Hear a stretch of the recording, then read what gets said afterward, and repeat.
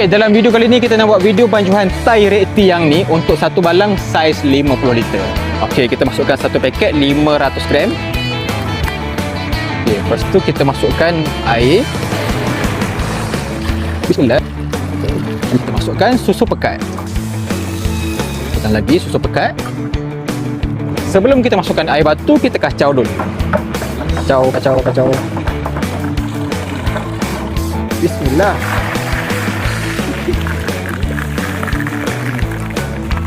Kita masukkan susu cair. Alhamdulillah.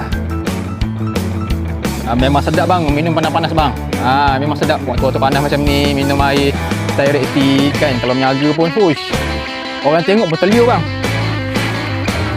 Sekejap kita kacau dulu. Penggunaan sebut Thai red tea untuk satu balang 50 liter ni, kita hanya guna 500 gram saja bang. Memang sangat-sangat jimat. Okey, kalau korang nak order powder pekat jimat macam ni, kami dah sediakan bilik kuning dekat bawah untuk korang order.